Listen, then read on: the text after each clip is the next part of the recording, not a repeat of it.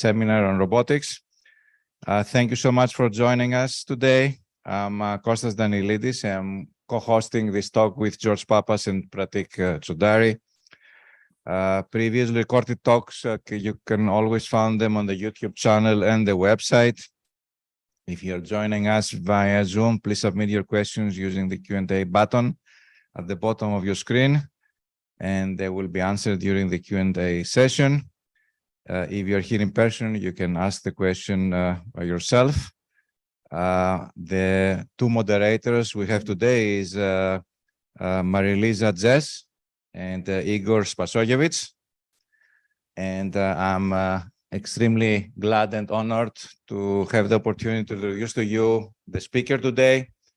It is Luca Carlone, the Leonardo Career Development Associate Professor in the Department of Aeronautics and Astronautics at MIT. So Luca received his PhD from the Polytechnic University in Turin in 2012. Then he spent his postdoctoral time with Frank Dellert at Georgia Tech, and then he joined as postdoc and then faculty at MIT.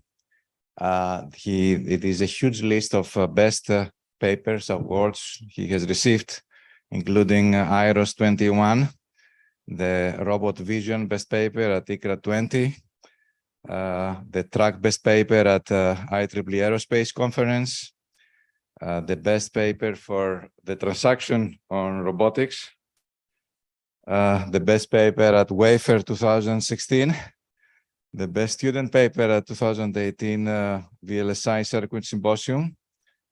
I will not list all the finalist positions, but I will say that he received the two most important awards you can get as a junior faculty, the NSF Career Award and the RSS Early Career Award for the most promising robotics young scientist.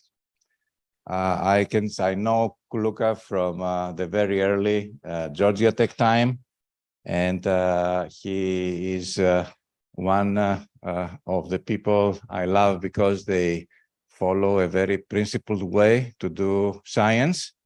And many times I ask candidate students, which just tell me one of your dream papers or one of your dream authors. And Luca is one of them for me, and his certifiable point cloud registration was really competing with us for a very long time, and we lost.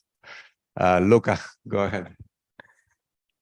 Thank you so much for the overly generous introduction. It's a true pleasure to be here. Actually, it took a while for me to give this presentation, this seminar. Kostas invited me in March 2020 to give this presentation. And turns out that March 2020 was not the best time to travel around. So it took us a few more years for me to come here and visit. But it's been a lovely visit. I'm enjoying the discussions. I'm having a pen, and I'm excited to share some of the work we are doing. So the presentation today is about robot perception, and I'm going to touch on three main ideas. The main ideas are hierarchical representations, certifiable algorithms, and the connection between certifiable algorithms and self-supervised learning. I'm going to start this slide with a bunch of faces here. These are students, postdocs, and collaborators. None of this work would be possible without their support and them pushing for these results. So my group is working on 3D perception and vision-based navigation. I want to start with a slide just to tell you what are the type of applications that we care about, what are the motivating applications for us. In a nutshell, we care about applications which are safety critical, high integrity, and highly interactive.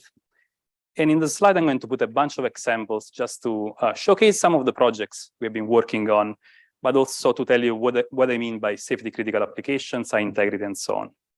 So the ones that you see at the top left here, search and rescue and autonomous vehicles, these are typical examples of safety critical applications. Imagine that you want to do vision-based navigation or perception in these applications. If you fail to do perception properly, you can put human life at risk. For example, in a search and rescue scenario, you might fail to map or to look for survivors. In a self-driving car application, you can just crash because your vision-based system is failing.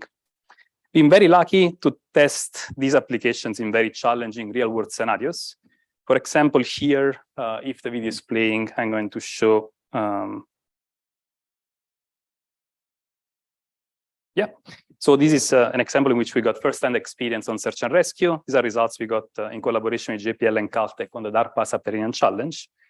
And we got lucky also to work on autonomous vehicles together with Ford and NVIDIA.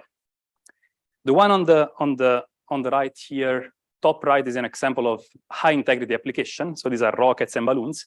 In this case, there are no humans on board, so it's not safety critical. But these are very expensive pieces of hardware. You don't want to break them, and that's why they are high integrity. My students were lucky enough to collaborate with Draper and to test some of their vision-based algorithms on the platforms that you see over there. So there is a Blue Origin rocket and a high-altitude balloon. And that's the point of the talk in which I have to clarify that the balloon is not the one that you have seen in the news over the last few weeks. It's a different balloon, so our experiments were actually fine. What you see at the bottom row here are examples of highly interactive applications, including interactions within multiple robots, interactions with the environment. For example, we had a lot of fun with the aerial manipulation, as well as interaction with humans. So by working on these cool projects, we identified three main directions in which we believe robot perception has to improve.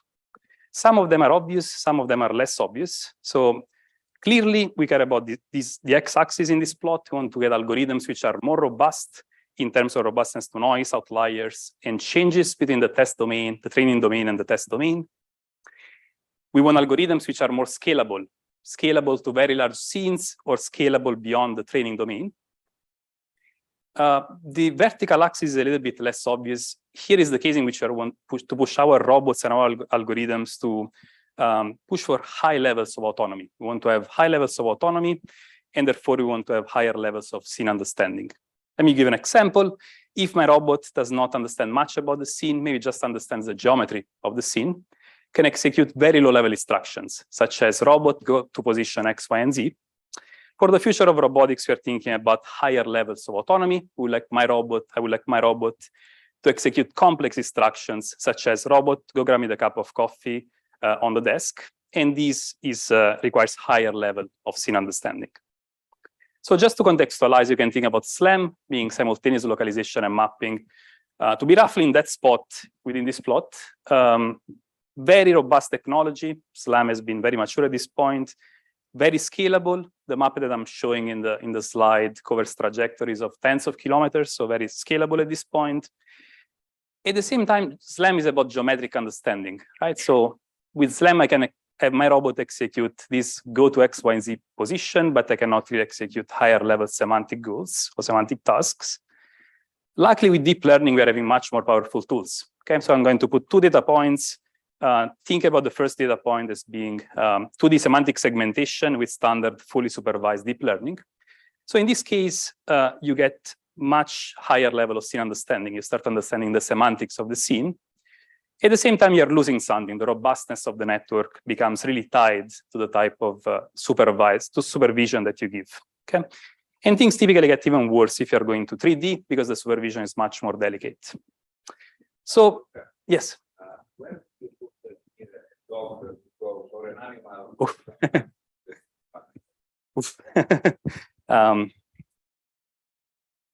Scalability is tough to say. Robustness, like for animals, is amazing, right? And the type of scene understanding on the vertical axis, yeah, I think is different in the following sense. Like the vertical axis and the importance of the vertical axis, as I'm pointing out in the box, depends on the task.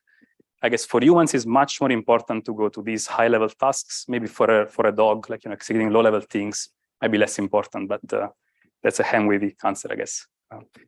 So not surprisingly, what we are pushing for is something that is getting the best of the three axes. We like to have algorithms which are scalable, robust, self-supervised, and achieve real-time scene understanding.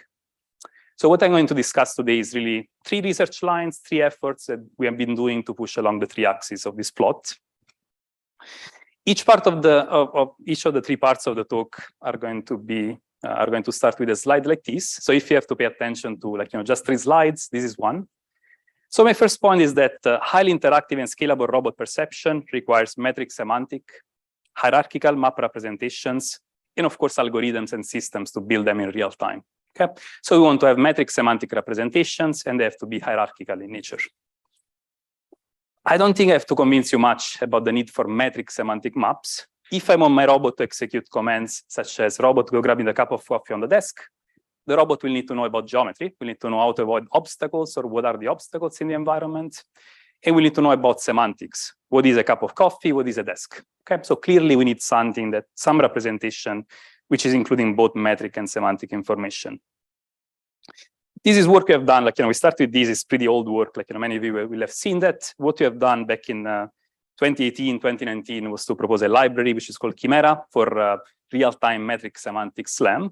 So in Chimera, you get camera images, and in real time, you're building a 3D mesh model. And the phases of the 3D mesh model are colored by semantic labels. For example, gray is the ground, green corresponds to walls, and every different color corresponds to a semantic class. Okay. So Chimera has been open source for a while. I think at this point, many groups in robotics will have the same technology or similar technology. What we really liked out of Chimera, there are a couple of things that are still interesting, I think, such as this idea of post-graph and mesh optimization, in a sense, when we can do loop closures in Chimera and have large corrections of the mesh, of the 3D mesh in real time. We have a lot of robustness to wrong loop closures and outliers, which I'm going to cover in the second part of the talk. And everything runs in real time on a CPU. This means that we can run Chimera actually on small drones, small robots without investing a lot of GPU. I want to also convince you that we need hierarchy, not only metric semantic, but hierarchical representations. To convince you of this point, I will take the case in which we want to do mapping of an apartment, let's say a small indoor environment. And I will start from the case in which we do not have a hierarchical representation, we just have a standard flat representation. Let's say voxel-based representation. So imagine that this is a metric semantic representation. I have a bunch of voxels, and for each voxel, I have to attach semantic information. For example, I want to say that the voxel is an obstacle, can be labeled as a bed, is part of a bedroom, is part of an apartment, is part of a building. So I have to attach a bunch of semantic labels to the voxel. And of course, if there is a flat representation, I have to do that for every voxel in the map. Now with some basic math, you can realize that the complexity of storing or the memory requirement for storing this representation is something that scales with the number of labels, that's the L, and the number of voxels. So that's the V over delta square, so the volume over the size of the voxels. So far, this has been fine. We're mapping small, maybe apartment buildings. So the V over W over delta, the number of voxels is not too large. And we are mapping over maybe tens or hundreds of classes. Maybe the L is tens to hundreds. So this is not a huge problem right now, but we're thinking about the future of robot perception in which we're really mapping a very large scale environment, and we want our robots to have a very broad dictionary. Okay? So the English dictionary includes around 500,000 words. So the L can go up to 500,000. And if you're thinking about a large-scale environment, let's call it 10 kilometers by 10 kilometers, you start thinking about putting voxels, 10 centimeter by 10 centimeter voxels in this large-scale scenario. Essentially, the V over delta cube will go to billions. Okay? So essentially, you start having 500,000 multiplied billions. So this is not going to scale. Our observation is that a lot of the symbols, a lot of the semantics of environments, man-made environments, will emit some hierarchical representation. Hierarchical representation, for example, can be visualized for indoor environments in which objects can be grouped into rooms, rooms can be grouped into apartments, apartments into buildings, and so on. Already, by going from a flat representation to a hierarchical representation, you get just computational saving. You don't lose anything in terms of what you're representing, but the storage becomes the equation, the expression that I have over there, in which the storage still includes the V over delta cube, because we have to store the voxels. But now at the top level of this hierarchy, we just have to store maybe something that grows with the number of rooms, number of buildings, but is growing much more graciously compared to the flat representation. And of course, you can get these to be even more clever if you forget about voxels and you get an even more complex representation. For us, it's more of a topological map.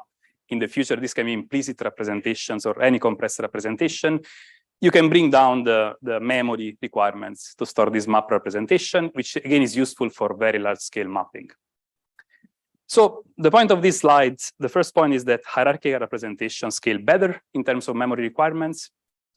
The second observation is that if you're thinking about hierarchical representations as graphs, we can start capturing easily relations within things. For example, the edges in the right, on the right-hand side, they are already modeling inclusion relation, right? The stove is in the kitchen, the fridge is in the kitchen is in the apartment, and so on. But we can really capture any type of relation we care about. For example, you can store that the fridge is near the stove or that the kitchen is adjacent to the dining room. Okay, so we can easily capture relations. The last part is very important. The last point I'm making on the slide is a bit more technical. I will not get into the details, but we prove that these representations, these hierarchical representations, lead to graphs with small tree width. The tree width is a standard metric of complexity for graphs. Essentially, if you prove that the graph has small tree width, that implies that you can do efficient inference over the graph. Okay, so you can use a probabilistic graphical models, and you can do inference over the graph very efficiently. Of course, like, we're in 2023, nobody's doing probabilistic graphical models anymore. You guys are doing maybe deep learning or graph neural networks. I will show in a few slides that even for modern graph neural network architectures, the tree width will show up as a parameter which is influencing the complexity or the expressivity of the graph neural network architecture. Okay, so the tree width is a fundamental limit that will show up regardless of the architecture you use. Okay, so this reasoning about thinking about the advantage of hierarchical representation pushed us to investigate this specific example of hierarchical representation, which is a 3D scene graph. 3D scene graph for indoor environment will have a structure like this. At the lowest layer, we have a dense geometric representation of the environment, but as you go up in the layers, you're abstracting the dense geometry into a set of objects and agents, places and structures. I will go back to that, rooms, buildings, and so on. So here the names are clear, like, you guys know what is a room, you know what is a building. By places and structures, the places are essentially representation. They are a graph representing the free space. You can think about that as a topological map. And the structures are essentially walls, ceiling, grounds of the environment. So more formally, a 3D scene graph is a graph representation where nodes represent spatial concepts, anything that lives in 3D really, and edges represent relations within concepts. The reason why we believe this representation is very powerful, first of all, is inheriting a lot of the advantages I was mentioning in the previous slide. It's scalable, can capture relations, is amenable for inference because it has low tree width. But also if you're coming from a mapping background, you can realize that this representation is actually unifying most of the map representations we've been using in robotics over the last few decades. The lowest layer is a dense metric map. The second layer is a dense landmark-based map. And then there is a topological map at layer 3. These are the typical map representations that you have in robotics. This representation is also actionable, meaning that if the robot is able to build this representation, we'll understand a high-level command such as go to the kitchen, grab this object. The representation will have all the information to execute that command. So of course, besides thinking about the representation, over the last few years, we really thought about developing real-time algorithms to build scene graphs in real time from sensor data. We have a sequence of works about these, the most recent one being Hydra, which is a system that we proposed at RSS last year. There are three main portions to this work that I'm going to unpack a little bit. The first one is this labeled by A. So essentially, we have algorithms that can incrementally construct a scene graph as the robot is exploring the environment. We call this an odometric scene graph.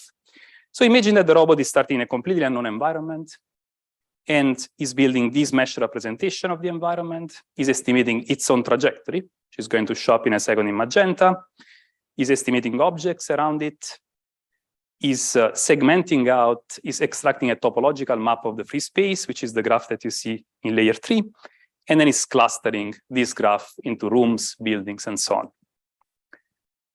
So the low-level construction here, like this part of the incremental construction, to be honest, is just a collection of well-known geometric techniques for extracting the mesh, processing the mesh, extracting something that is called the generalized Voronoi diagram to get this skeleton, this topological map of the free space. But there are also some cool insights. For example, you can segment the graph of places into rooms and buildings using graph theoretic algorithms, community detection algorithms, or even tools from topology, such as persistent homology. Now you have to imagine that this graph is built automatically, meaning that we estimate the trajectory of the robot and we are building a scene graph around it. But as you know, odometry will drift over time. So the second ingredient that you need is to detect loop closures and to correct for loop closures. So what do you see here is an experiment in a on real data. This is a student residence at MIT. Top left, you see the images. Some of them are cut for privacy reasons. Standard semantic segmentation into these in the middle, and the scene graph being created is shown as a top-down view and as a 3D view. So let me replay this video. What happens in this data set is that the robot is starting on the first floor, is going up the stairs, and then is walking on the second floor and then coming back. And ideally, these two floors should be one on top of the other. But you see that there is a large drift because, again, the scene graph is odometric so far. What we develop are techniques to detect loop closures using scene graphs and to correct for large drift. For example, here you see that the robot is coming back to the original location and is able, in a single optimization shot, to correct the entire scene graph structure. Okay, and after the correction, the two floors will be one on top of the other. I will not enter in the details, but essentially for the scene graph, there are cool opportunities in developing hierarchical descriptors for place recognition. In other words, you can inform place recognition with a set of objects around two places, with the type of room the two places belong to. So you can have this hierarchy of descriptors for place recognition that will make place recognition much better. And then you can do a generalization of SLAM and what is called post-graph optimization to perform optimization at the level of scene graph in a way that you deform all the layers of the scene graph at the same time. Yeah. Suppose I have a points having when we go to an above and starting level. So in that what is the information stored like? Is that the average of the whole points or what is there in the above vertex? Are you talking about the layer of places? This. Yeah. One point in the upper aspect. What is it stored in the vertex? Yeah, so that's a great question. Like, the places you have to think about as a representation of the free space. So each node in this graph will have a position attached to it, and will have also a radius of free space around it. So the proper way to visualize that is that the graph of places is a collection of spheres describing the free space in the environment. And then the edges going within the same layer, the edges represent straight line traversability. So I can move from a place to the other without hitting obstacles. The edges going up and down are essentially saying a place belongs to a room or an object is close to a place. Okay, good. Okay, and the important part is that in the optimization, we deform all of these at the same time in a consistent manner. So the free space will remain consistent with the mesh around it. Yeah. Great point, like, that will be next. Yeah, it will be my next point. So let me do the observation now since you raised this point. So far, like, with the tools I've been describing, you have the rooms, which are mostly segmented geometrically. So essentially from the free space, I'm identified that there are rooms. But you see that the rooms, maybe you will see that in the next slide. The rooms are labeled by numbers, 1 to 16, but so far we don't know if a room is a kitchen or not. I'm going to get there in a second about how to do that classification. Can do statistics, like look quantitatively about how good are the room detection and so on. Let me skip that. In this slide, I'm showing both the incremental construction of the scene graph and this scene graph optimization running on a robot. I think the important part here is that all these algorithms are efficient and they run on CPU. Okay? So you can run these on an A1, you can run these on a drone with minimal latency for the construction of objects, places, and rooms. Okay, so as Pratik was saying, so far we have a graph like this. If you observe the top layers, you see that there are numbers, R1 to R16, but we don't know what is the room type, and we don't know even what is the building type. We don't know if a building is an apartment building or is an office building, for example. So the next question I'm going to ask, can we infer these missing labels? For the objects, we can directly use neural networks to detect the semantics of the objects. For the rooms and buildings, we don't want to do that. We don't want to train a neural network to detect a kitchen. We don't want to train a neural network to say that this room belongs to a university. Okay. So can we infer missing labels from the layers that instead have labels? Okay, let me make this a little bit more grounded. As humans, this is an easy exercise. If I tell you what are the objects in a room, you can easily infer what is the room type. If I tell you that in a room there is a bed, there is a chair, there is a book, most likely as a human, you'll be able to say that that's a bedroom. Right? We want to do the same thing with a robot, and we want to infer the missing labels this way. We can do this with probabilistic graphical models. Great tools, like very well established. You still would need to hardcode the factors in the probabilistic graphical model. So maybe the modern alternative to that is to use graph neural networks, in which you use learning, essentially message passing, to predict the labels at the different nodes. So in graph neural networks, imagine that you have a graph. I don't know, in this case, node 1, 2, 3, and 4 are the objects, and node 5 is the room that you have to classify. What you would do, you would learn a message passing protocol, which is predicting an embedding for each node. And then from the embedding, you would predict what is the label for that node. We test on standard graph neural networks, but actually we come up with a new solution, which is called the neural tree, which I'm actually presenting only in this slide because it's a trivial, it's a very simple idea, while being very, very effective. It's a very simple idea to express. So what we say is that if you want to do inference using neural message passing, you do not have to do neural message passing on the original graph, but you have to transform the graph into a tree, something that can be done using a tool which is called tree decomposition. It's something standard in graph theory. And then you have to do message passing on the tree instead of doing message passing on the original graph. Okay? So I have a graph. Instead of doing message passing on the graph, I transform it into a tree, and then I do message passing on the tree. And I'm going to show in the next slide that this is going to lead to better theoretical performance and much better practical performance as well. By the way, for those of you familiar with probabilistic graphical models, this is something that really resembles the junction tree algorithm, right? And that's exactly the insight we started from. So on the theoretical side, you can have a theorem like this. Let me maybe unpack this a little bit. So in this theorem, there are two variables, maybe two functions. G is the function that our architecture can produce. So the neural tree, through this message passing on the tree, can produce a family of functions, which I'm going to call G. And F instead are, you can think about those as distributions, family of distributions over my graph.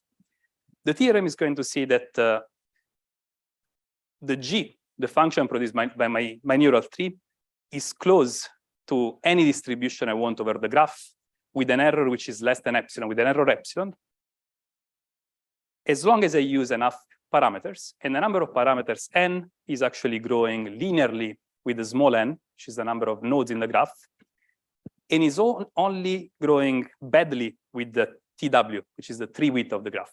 Okay? So let me say this in a different way. The result is saying that we can approximate any distribution over the graph with a number of parameters that remains small if the graph has small tree width. Okay, so number of parameters needed by the neural tree is linear with the number of nodes and only exponential in the tree width of the graph. And again, the number of parameters, you can think about this as the number of weights in the neural network. Okay, so this connects to the fact that we proved actually that hierarchical representations have small tree width. So if you have small tree width, we can run this architecture and get it to work with a reasonable number of parameters. We do see an advantage. So that's the theory. In practice, we do see a huge advantage. So we tested on problems from the Stanford 3D scene graph dataset. The task here is to infer missing labels for both objects and rooms. The performance metric that you're going to see in the table is the number of the percentage of correctly classified nodes. So we would like this to be 100%, essentially. And what I'm showing in the table are different types of message passing. You have a number of things that you can use in the literature. And I compare the result of doing inference over the original graph versus the result of doing inference on the tree decomposition of the graph. And you see that with just a minor trick, like this stuff of the tree decomposition, you can boost the performance of the classification by a large margin. Moreover, again, these graphs are special graphs. They have low tree width, which means that this neural tree architecture remains tractable. And for this reason, you see that the runtime on the GCN, which is a standard neural network, is 46 milliseconds for the forward pass, and the neural tree will have 65 milliseconds, so still can run in real time. So this is a last slide I'm going to spend on this part, is going to show what we gain by putting together the scene graph construction with this neural tree architecture to label room types. So again, imagine that the robot is starting from the kitchen, is starting to map objects around it, estimating its own location. And using this neural tree architecture, we'll start mapping object types into room types. And it is able to predict that the first room is a kitchen, and is able to predict as it goes the identity of each room. Actually, the prediction happens over the entire scene graph. So we pass the entire scene graph to the neural tree, and we have the scene graph predict all the room types. Prediction is not perfect, and there is actually a very reasonable way to explain that. There are certain rooms that have very distinguishable objects. For example, a kitchen will have a fridge and will be very distinguishable. A bedroom will have a bed. But for certain rooms, such as hallways and so on, or lobby even here, there are not very distinguishable objects, so the network is struggling a little bit more. Okay, but this is where we are right now. Okay, so now that we have this scene graph construction, what can we do with it? We've been exploring a number of applications. There are many more, but these are some of the applications for which you have seen an advantage in using this kind of hierarchical representation. If you have a hierarchical representation, you can start doing hierarchical planning. Essentially, you can speed up planning by taking advantage of the hierarchy. And we show in the table here that if you compare just a symbol A star over the voxels, and instead you do some hierarchical A star, you can bring the planning time down by several orders of magnitude. We see that this representation, that's the first video on the left, we see that this representation is more effective as an internal representation for object search. So if you have to search for an object in some unknown environment, you can train a policy, which is mapping the scene graph into an action. And we see that we get much better performance compared to pixel to action type of reinforcement learning approaches. And also apply these for multi-robot communication, which I'm going to skip in the interest of time. So far, I told you about this idea of hierarchical representations. Hopefully, I convinced you that they are good representations if you have to do very large-scale mapping. I'm going to switch gear and actually focus more on safety and certifiable algorithms in the rest of the talk. The second message I want to send is that safety-critical applications require certifiable estimation algorithms. They're able to distinguish correct estimates from incorrect ones. Of course, in applications like self-driving, it's particularly important to understand if you're actually detecting an object or not. So it's important to see that whether an estimate is correct or not. So let me walk you and introduce you to the definition of certifiable algorithm. Well, the starting point is that in many of the nice videos and systems I was showing in the previous part of the presentation, the truth is that inside these complex systems, we are running a bunch of estimation algorithms. Okay, we're running estimation algorithms for figuring out the poses of objects, from images maybe, or from point clouds. We are running estimation algorithms to figure out the trajectory of the robot, such as what you do in post-graph optimization. And the nice thing is that all these estimation algorithms can be formulated with a very unifying mathematical language, which is optimization. So you can imagine that in all these estimation algorithms, we are trying to solve an optimization problem to compute a variable x, which is what we care about. Let's say that's the pose of the object we want to localize. Given a bunch of measurements yi, this can be key points or anything that is a measurement of the quantity that you want to estimate. And you're minimizing a residual error, which is a function measuring how well an estimate is fitting our measurements. And of course, you have a bunch of measurements, and you have many measurements. So the problem in practice is that many of the measurements will be completely off. For example, if you're doing a pose estimation from an image, many of these feature detections may be incorrect. These are the red lines that you visualize. For example, the network may mislocalize what is the position of the mirror of the car or the wheel of the car. So we'll have a bunch of bad measurements, which are called outliers. Similarly, for post-graph optimization, many of the loop closures that you have might be just incorrect because two places might be confused to be the same one, but they're actually different. And this is causing essentially outliers in the post-graph optimization. So what is the problem with outliers, really? Like, people from robust statistics from the 60s or 80s, they told us really how to solve this problem, right? They said, well, you do not have to minimize the square norm of the function. You have to put a robust loss function that you want to minimize.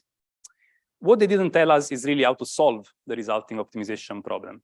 It's very well known that the optimization problem that you get with typical robust loss functions is NPR to solve. It's something that you cannot solve in polynomial time. Okay. In robotics and vision, there are very well-established techniques. You can use local solvers. That's in robotics is a very popular go-to approach. Local solver, we start from some initial guess, and we'll try to minimize locally this cost function. Unfortunately, in many applications, you do not have an initial guess.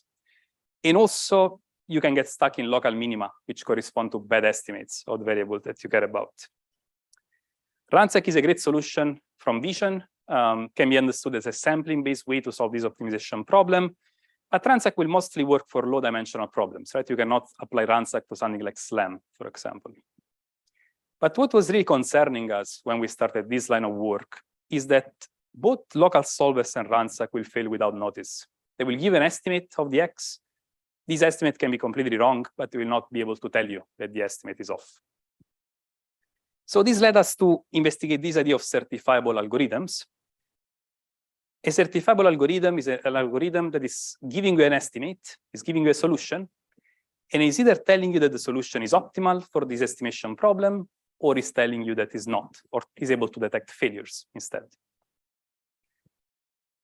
We've been working on this idea of certifiable algorithms for a number of years. We actually have a toolbox at this point of algorithms. Not all of them are certifiable, but they're all tackling the same problem of outlier robust estimation. I will not go into the details of all of them, but essentially we have a family of graph theoretic algorithms to prune away bad outliers. We have a tool which is called graduated non-convexity, which is a heuristic to solve in a better way the optimization problem. These are fast heuristics. It's something that you can use in real time. They will be very fast, and empirically they will work very well, but they will not provide performance guarantees. Instead, the last module on the right, which is the certification block, is what can give you performance guarantees, so can tell you if an estimate is optimal or not, and is relying on tools which are called semi-definite moment relaxations. So today I'm going to chat a little bit more about the last module, which I think is very interesting because it's less explored in robotics and is a very general tool. So I want to tell you about it because possibly you can use the same tools for a different problem. Before I get to the mathematics of moment relaxations, I want to tell you just that these tools for outlier rejection are very effective in practice. So I'm putting some statistics here about problems being point cloud registration on the left, pose and shape estimation in the middle, and SLAM on the right. With these algorithms, such as graph theoretic algorithms or graduated non-convexity, we can get to tolerate extreme amounts of outliers. You will see tolerance to 95% or 90% of random outliers. And these algorithms are running in real time. So this is something, if you're interested in, we have very good solutions that work in practice. Many of these solutions at this point are open source. Some of these solutions, such as the post-graph optimization one, has been even implemented in MATLAB. MATLAB has been releasing the algorithm in their toolbox. Okay, so hopefully this will motivate you to understand a little bit more the theoretical part of this talk. I will spend a few slides. If you're not interested, you can close your eyes for a second, but I promise that the tools are so general that even if you're not working in estimation, you might end up applying some of these tools. So how do we get performance guarantees in robust estimation? We have two main insights here, and actually they're pretty simple. The first insight, so what do we want to do is to solve to optimality this optimization problem, right? If we solve this to optimality, we get an X which is robust to outliers.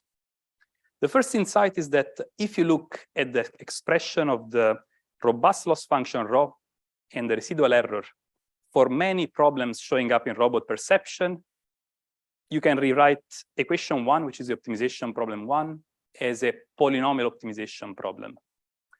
What is a polynomial optimization problem? It's just an optimization problem where both the objective and the constraints are polynomial. You know, x1 squared plus 2x2, whatever we want, real polynomials. How do we prove this? Well, you can just take all the geometric perception problems that you care about, and you can manipulate them into polynomials. We show this for single rotation averaging, multiple rotation averaging, and a long list. Essentially, we can do a lot of common perception tasks, such as calibration, SLAM, structure from motion, at least rotation averaging, structure from motion, and so on. For all these tasks, the optimization problem can be formulated as a polynomial optimization problem. Let me give an example. If you want to do point cloud registration, in point cloud registration, you look at the literature, and in point cloud registration, you end up solving this optimization problem in which you want to align two sets of points, Pi and Qi, and you want to find a rotation and a translation which is aligning these two sets of points. Well, you stare enough at the objective of this problem, and you realize that this is a quadratic objective in RNT, so that's a polynomial. And if you stare close enough, there is a constraint which is saying that the rotation R is in SO3, the group of rotations, and the group of rotations is something that can be written as a set of quadratic equality constraints, so still polynomials. Okay, that's less obvious to see, but it's something that you can easily show. It's nothing new.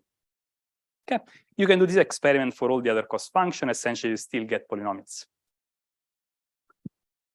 What about the raw? Well, what we show is that for many choices of raw, in particular the 7 choices that I have on the slide, the problem remains a polynomial. Even if after you put the raw, you still get a polynomial out of it. This holds true for all the functions I'm showing here. Let's take, for example, the truncated least squares. So the truncated least squares is a function which is quadratic for small errors, and then becomes flat for large errors. You can write this function as by using binary variables, additionally binary variables. The binary variables are essentially switching between the quadratic region and the flat region. Okay? So that's an easy way to understand them. And you can see that with this theta, the optimization problem, if it was a quadratic polynomial before, you're just multiplying by theta, so now it's a cubic polynomial, but it's still a polynomial. And by the way, the fact that the theta is a binary variable, that's another quadratic constraint. You can write that as a polynomial constraint. So great, we have shown that lots of robust estimation problems in robot perception can be written as polynomial optimization problem. Very elegant, but turns out that we haven't gained anything because polynomial optimization problems are intractable in general. Okay? They're very broad class of optimization problems. Even binary optimization can be written as a polynomial optimization problem and is intractable in general. So what are we gaining here? Well, what are we gaining is insight 2, which is for polynomial optimization problems, there is a very systematic way to get a convex relaxation, to get a more tractable problem that approximates the original polynomial optimization problem. So reading that, a polynomial optimization problem can be relaxed to a convex semi-definite program, what is called an SDP, using a tool which is called the Lasserre hierarchy of moment relaxations. How many of you have seen the Lasserre hierarchy of moment relaxations? Doing these statistics in many places just to understand. Very few, yeah, and that's common. Like, this is a tool that in robot perception has been used very little, to be honest. It's common in control. And this is why it's so important that you guys see this at least once, because it's very general. So I'm trying to explain you what is the Lasserre hierarchy in a single slide. And I'm going to provide a very simple explanation.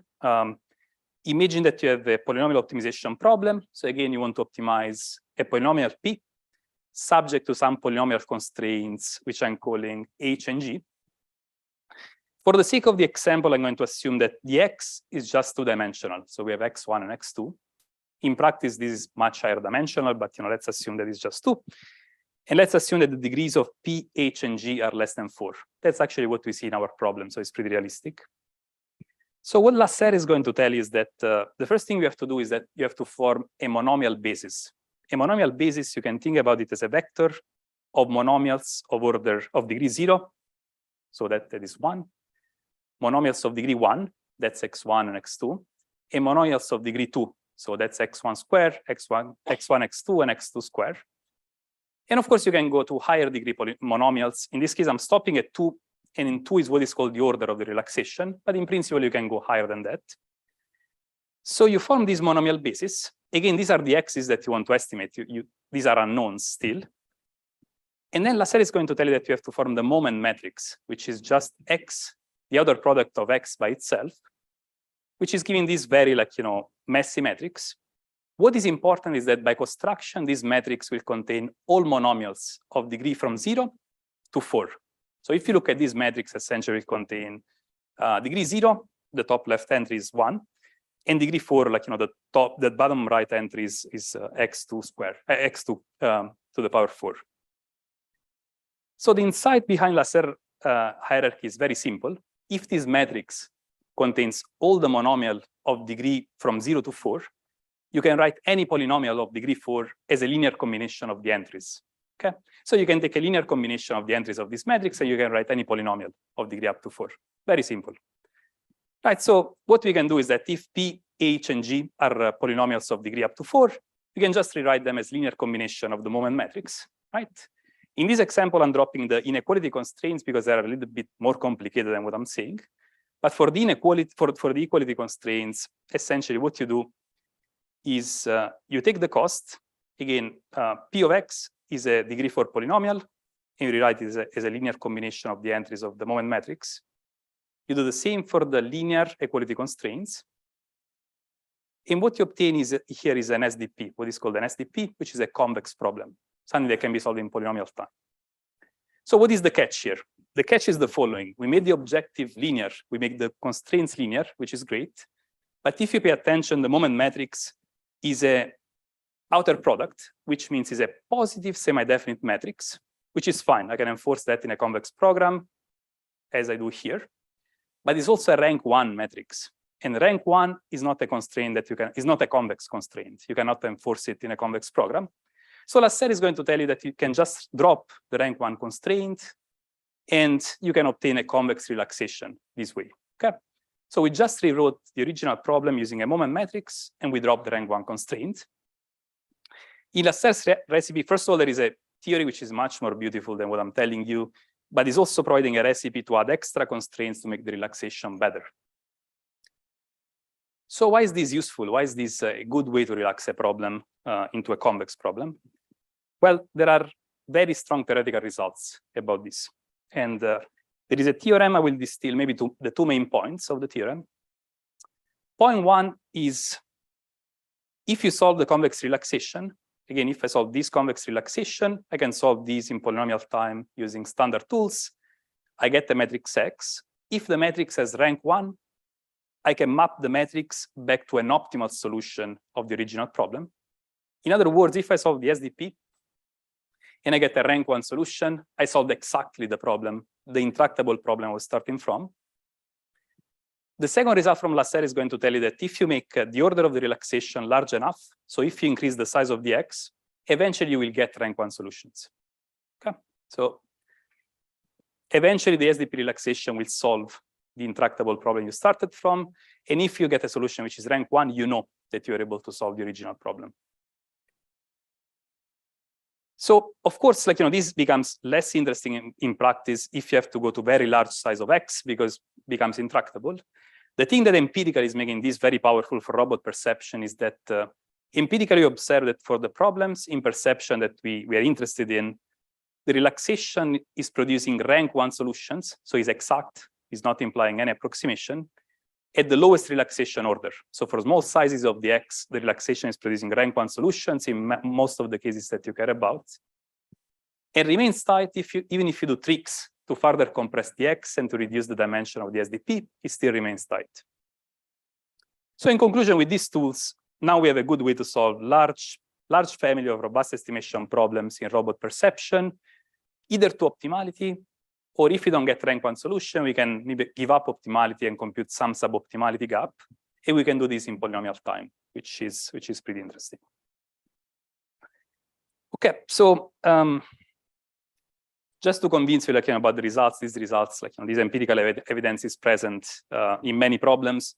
I'm showing in this slide 3 examples: simple rotation averaging, single rotation averaging, multiple rotation averaging, a point cloud registration. The first plot is showing the suboptimality gap. So if this is 0, it means that you got an optimal solution to the problem. And you can see that if you look at just at the blue box, which is our solver, it's called Stride, you can see that the order of magnitude of the suboptimality is 10 to the minus 10, 10 to the minus 7. So that's essentially 0 for numerical purposes.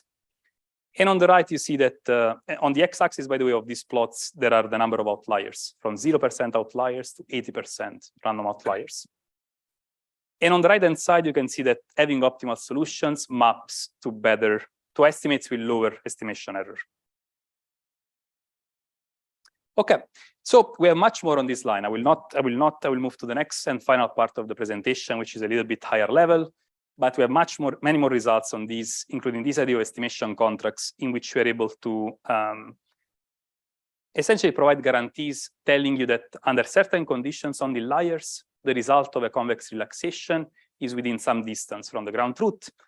We have a paper online about that. I will not have time to cover this. And but you get some performance bound as the one that you have here. So essentially on the x-axis, there are the percentage of inliers. So 1 is 100% inliers, 0 is 0% inliers. And the blue line is our estimation error bound. We can guarantee that the error is below that blue line. Okay. Lots of technical assumptions. I will not have time to cover this properly. In the final part of the presentation, I want to connect this idea of certifiable perception with the idea of self-supervised learning. So I'm going to argue that certification and self-supervision are twin challenges. In particular, if we can certify correctness, we can learn without supervision. Going to, first of all, provide a little bit of context about what do we want to learn. So far, I've been telling you that we have very fancy estimation algorithms that, given a number of measurements, maybe these are key points, they're able to give you an estimate of, I don't know, the pose of the car. So that's the portion of the architecture I'm looking at. In practice, these key points are produced by neural network, right? There's a neural network which is trained to detect the wheels of a car, the mirrors of the car, and so on. So what we are asking here is, now that we have these better algorithms for estimation, can we use them to close the loop and improve the neural network? And I'm going to show with just a couple of animations, a very simple idea. I'm going to show what is the approach that we are taking right now. So imagine that you have a neural network which is trained in simulation, okay? So we have some weights. These are not perfect because they are just trained in simulation. And imagine that now I provide a batch of real data without supervision. So I just take sensor data. In this case, I take point clouds. I pass them to the pre-trained neural network. And the pre-trained neural network is predicting a number of key points. And then I'm using my fancy estimation algorithms to provide an estimate.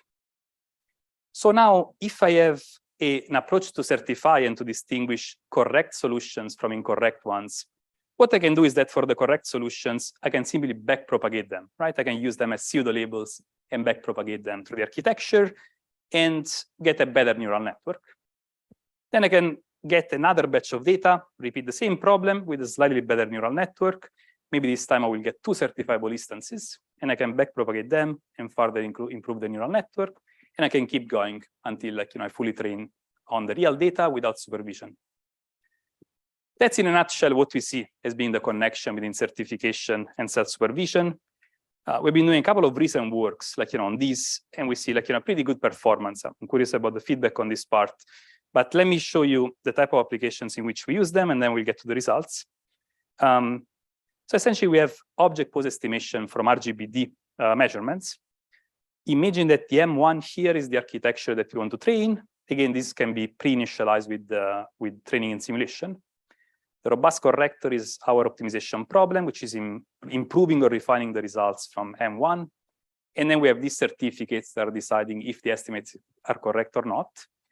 And depending on the certificate, for the good ones, essentially we backpropagate. So not only we can do that, but I actually show in the most recent paper that this architecture will apply even if you put in parallel a bunch of different architectures. You can put an ensemble of different neural networks and train all of them in a self-supervised way. So bunch of technical details. I think probably the vision or what we are shooting for and what we see in practice, something like this. So you can see the plot. Let's see. Okay. So you can see the plot here at iteration 0. The y-axis is the number of correct estimates. So at iteration 0, we start with a pre-trained network in simulation, so it doesn't perform very well. As we go through this pre-training iteration or to self-training iteration, the performance of the network gets better and better, and eventually, we'll get to properly fit the object. So, for example, in this case, we want to estimate the pose of this point cloud in green. At the beginning, the pose is not correct, but by the end of the self-training, we can fit this pretty well. Okay. Lots of technical details. I think I want to conclude maybe by just telling you that we got early results on these, but they're very, very promising. So we test these on YCB video dataset.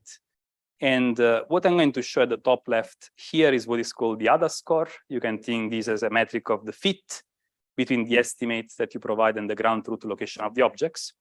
And you would like for these curves to be on the top left of the plot. So I'm showing many baselines there.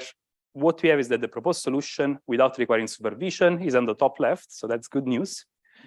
The solution is actually slightly better, but that's not necessarily has to be the case. It's slightly better than a fully supervised approach, which is cozy pose. Cozy pose is a very popular architecture. You might have used that. It's state-of-the-art approach. And we also compare against self-supervised competitors. Self-6D++ is a popular baseline for self-supervised pose estimation, and we do better than that. We do better in the other score, and the results are averaged over 16 objects, I think, over the YCB video data set. And in the table, I'm showing a little bit of a breakdown by the different objects, but the results are pretty much the same. Qualitative results on the right, you have the input point cloud at the top, and you have the prediction of the object pose from the ensemble, which is what we propose. Again, self-supervised. Against two baselines, cozy pose, and the last one is a point cloud architecture. And these are supervised baselines. So here we're just picking examples in which we do, again, slightly better or similarly to supervised baselines. So we believe that this is kind of a promising approach. It's a good way to connect the idea of certification with self-supervision. So we'll finish here just by recapping the three messages that I want to send you today. The first one is that scalable robot perception requires metric-semantic hierarchical maps and algorithms to build them. The second is that safety-critical applications require this idea of certifiable estimation algorithms that are able to distinguish correct estimates from incorrect ones. And the last point is that if you're able to do certification, if you're able to distinguish good estimates from bad ones, you can essentially learn from the good estimates and have self-supervised learning. Okay. So that being said, I will thank the sponsors supporting this work, and I will thank you for your attention.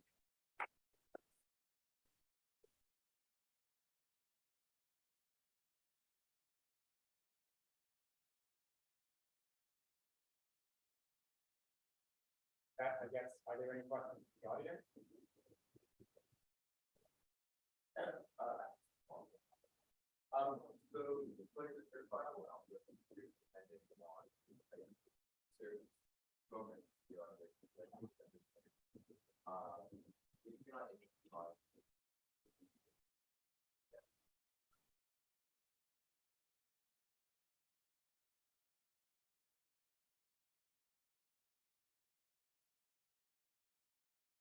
So for the moment relaxation, what happens is that you solve the SDP. In virtually 99% of the cases, you get a rank 1 solution, and you can guarantee that you solve the problem correctly. If you don't get a rank 1 solution, you get still an estimate, and you get a suboptimality gap. So you can still say, I'm suboptimal by this amount, so you still provide some guarantees. But the way we're thinking about this is that if you're optimal, you can say that you can trust the estimate. If you're suboptimal, you maybe have to be careful, and you have to tell the control modules to be careful, about, or maybe not to use that estimate. That's the way we are thinking about it. Good question. Yeah. Yes. Given that you're certifying, the last part of it, you're producing new training data to improve your machine learning model by using a subset of data to access, manage, get certified that. So is that subset of data somehow characterizable? Like, do you notice different distribution? For example, like, are there a risk that maybe you kind of overfetch to a particular subset of the data for which you're able to get these kind of data? I mean, the idea is that at the beginning, of course, you will be able to certify things which are close to the training data, right? So that's the intuition. And then gradually, you expand this set. There are things which are a little bit more technical. The truth is that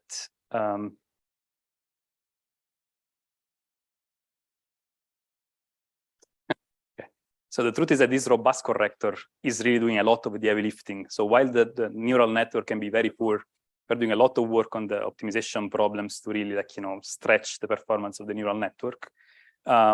So that's the short answer. Bootstrap with a poor model, which maybe works closer to the training data, and then this hopefully will expand further. Back to your question, we have no guarantees that will happen, right? So as you say, maybe this can collapse maybe to just a portion of the data set, or maybe it's even possible that the first time you test on the real data, there are 0 certifiable things. We don't see this in practice. This seems to work pretty well. And also there is a knob in the sense that in the certification, there's kind of a threshold that you can decide. So we thought about having a policy, maybe that at the beginning is more permissive and then gets stricter and stricter, but we didn't need to do that for this test.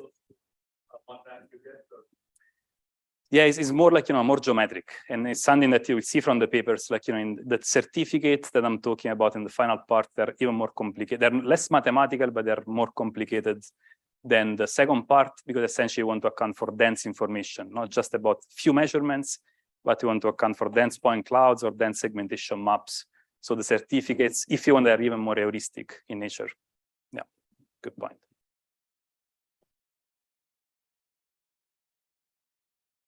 The robust connector is fast enough that if I did not want to do the self-supervised learning, if I just want to think of it as something that fits on the output of the network, is it fast enough? Yeah.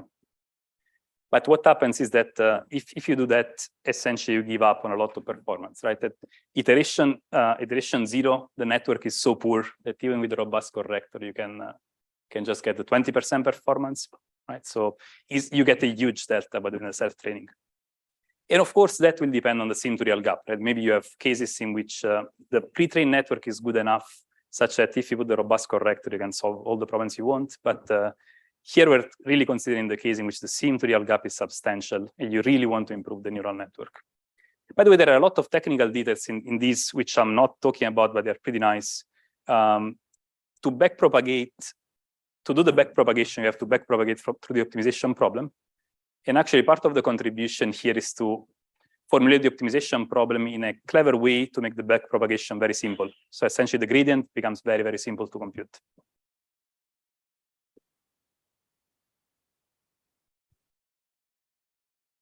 I see that there are a couple of questions maybe in the chat or.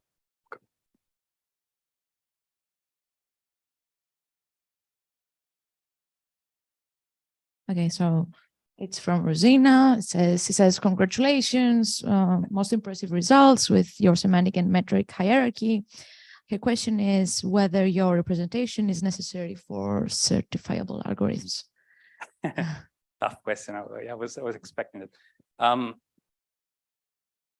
I think the question is about how to connect these two research lines. And I think there is a simple connection, which is to build these hierarchical representations. We are using a lot of the robust estimation algorithms that I'm talking about in the second part of the talk. But I think there is a little bit of a deeper connection to me, which we haven't explored yet, but which I believe is there, which connects back to the idea of certification. So what we are certifying here is really something geometric, right? We have an optimal, we have a cost function measuring the fit between maybe like, key points and an object estimate. So we are essentially certifying that we get the geometric part right. But part of robustness is also to reason about the context, right? So maybe like, if I detect certain objects, I detect a bed in a bathroom, for example, even though the geometry of the bed might make sense, I can understand that, the object is misplaced, or like, maybe my perception system is incorrect. So I see the hierarchical representation as a way to reason over the context and do failure detection for perception system. So I see as an extra way to get robustness and to connect to certification, all in theory. We haven't explored that yet. No. Yeah. Thank you. I have a question. So suppose I have a sort of object, but the nature of the object is that it's deformable. That is the nature of the object. Can I certify a result then? Like, for example, like comparing to other object, I want to distinguish this particular one, the nature of it is that it's deformable. It's a good question. I think a lot of something that is underlying both this part and the previous part is that we are fitting a model. So you can think about about having a CAD model of the object. And the argument there is that if you have a good idea of the shape of the object, you can provide a strong guarantees on if you get that right or not. So you can certify essentially the quality of your estimate, because you can understand, for example, if the point clouds fits very well with your estimate of the position of the object.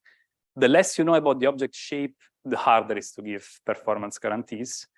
So in general, if the shape is completely unknown to you, the tool set that I have here will not apply. But there is a catch there. if you're willing to take some assumption on the shape, for example, you say, I don't know exactly the shape, but the shape is one of the shapes in this library. And that's like, by the way, inspired by work from Costas.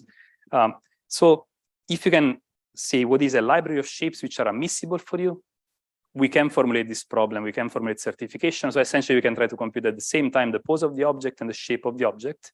And the tool set I have will apply in that case. But you have to take some assumption on the shape, otherwise you cannot say much. Does the library has to be discrete? Typically, yes, yeah. And we use something that's called the active shape model, which is something that has been pioneered actually by people at Penn.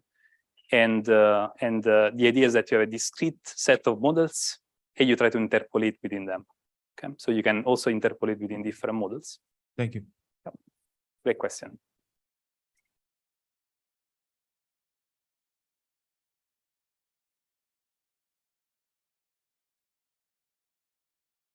Okay, maybe I'll steal the opportunity to ask one question. First of all, Luca, thank you for the great talk and ultimately the very cool work. One thing that I found mind-blowing in your paper was the application of list codable regression to multimodal sort of like perception. And as someone who does planning, I can see a lot of sort of like applications for uncertainty estimation using that paradigm. So like, I was wondering, what are your thoughts on that? Yeah, that's one of the things I'm really excited about right now. So what is list decodable regression? List decodable regression you can think about as multi-hypothesis estimation. So let me give you an example. In a typical object detection scenario, I give you a point cloud and you detect the object, an object you care about. In list decodable regression, the goal is to provide multiple hypotheses. So for example, you estimate all the objects in the scene at the same time. And you do this with performance guarantees. So you can guarantee that the list is actually a small list of objects, but also that the estimates are close to some ground truth, unknown ground truth. So this is something that actually I'm borrowing from the applied math literature. It turns out that in statistics, people have been starting looking at this into the list decodable regression recently, actually, for estimation. So the exercise we are doing is to try to borrow some tools from statistics and see if they can run like robotics applications. And in the paper you're talking about, I think probably we have the first numerical experiment for list decodable estimation, because in statistics they prove the result, but they don't show like numerical experiments. We show essentially that you can manipulate the math of the optimization to run this in a reasonable time. So I'm very excited about that. Like, the vision that we have about that is to use that as a tool for multi-object estimation, or like, just explaining data that contains multiple hypotheses in it. And we see that as a very powerful tool. There are many questions. The main question there is how to bring down the runtime, because right now the experiments we have can scale decently well, but something that you can perform this estimation of objects in a matter of like 2-3 minutes. But of course, in perception, we are shooting for something that runs in milliseconds. So there is a computational question there, but we believe there are tools which might scale and might apply actually for real-time operation. And yeah, there are a lot of connections with outlier rejection, but these are deeper. What is the application that is in planning? We always care about in planning is sort of like what's the uncertainty of our state estimate in order to sort of like make plans with safety guarantees. And I had the thought that this multimodal state estimation is something that typically when we do planning, it's like either a particle filter or we do LQG, and that's it. So this is something which can be very promising in that area. Maybe it can be like also a way to explore at the same time multiple trajectory hypotheses instead of sticking to one. Yeah, the way I think about it is just a particle filter, but with performance guarantees and without many particles. Like you're guaranteed to have like a few particles. The thing that was impressive to me is that the performance of these tools is pretty impressive. So, for example, in our simulations, I do not have results about that, but we simulate the case in which the point cloud includes, roughly speaking, like 5 objects. Each of the objects has 20% of the measurements. So over 100 measurements, just 20 points belongs to an object. And we show that we can retrieve all the objects at the same time. So the performance is very good. It's just a question of computation, as I was saying. Yeah, but if you're interested in that, I have this paper, self-advertisement. So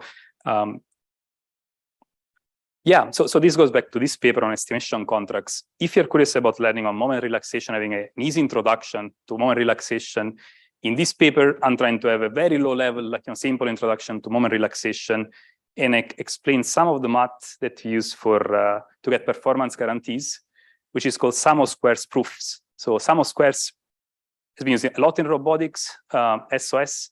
These are sum of squares proofs. So it's something slightly different.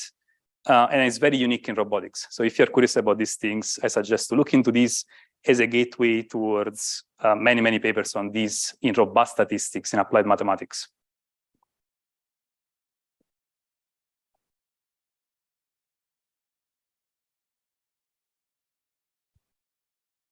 Yeah, thank you for the talk. At the beginning of your talk, you said you want to design algorithms that are scalable, robust, and they could express high-level information for to be more useful for the robots.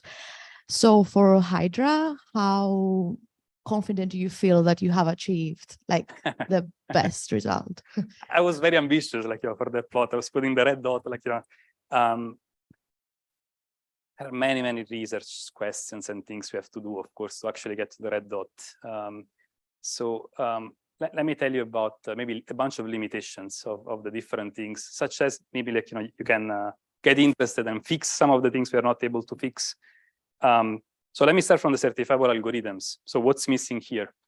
We have these three sets of algorithms: graph theoretic, gradient non-convexity, and moment relaxations. The first two are empirical. They work well in practice, but we do not have performance guarantees, and they run in real time. Everything I said about moment relaxation, which is what comes with performance guarantees, is polynomial time, but is not real time, because it's polynomial time with the high degree polynomials. So essentially still something that runs in minutes, maybe instead of milliseconds. Okay, so that's first disclaimer. And it's not necessarily something that cannot be fixed. Maybe computation will just catch up and make this fast enough. But there are definitely opportunities to speed up, the moment relaxation on the right, maybe with better relaxations or with better SDP solvers. We have done some of that work in the group. And my student Heng Yang was here last year, did an amazing job, to be honest, on these, got much better SDP solvers, but there is probably much more work to be done. So on this front, I believe computation, bridging this gap within fast empirical algorithms and slow but certifiable algorithms is something that will require a little bit more work. On the hierarchical side of things, yeah, maybe let me touch on this direction, robustness, scalability.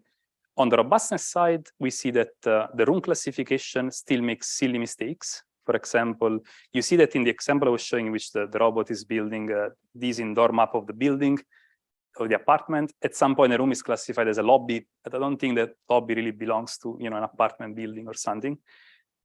So the question is, how can you constrain the predictions of a neural or a graph neural network with some more logical statements? And we are thinking about integration of first order logic, or something is a bit more formal with neural networks to have more robust predictions. So that's one.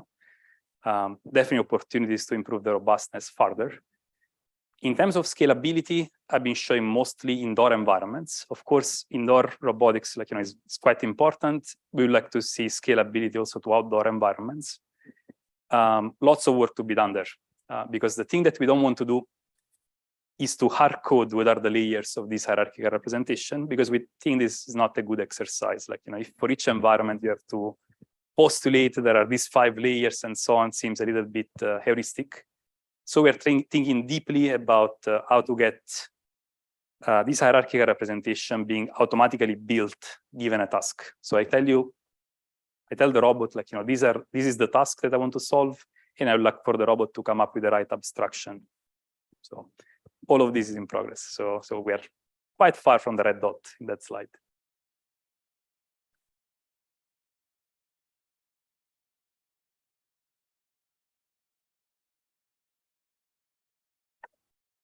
Right. Thank you so much, Luca. That's a wonderful talk. And thanks for coming. on a non-regular GRASP seminar day. Please tune in on Friday, April 21st at 10:30 a.m. EST for our next GRASP on Robotics talk featuring another MIT faculty, Vivienne She. For more information on upcoming events, be sure to follow us on social media or check out our website. Thank you again. Have a wonderful night. Thanks, everyone.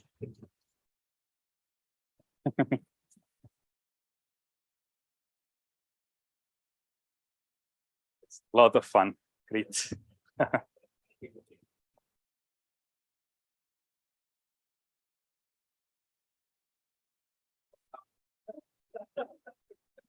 Very cool. Thanks.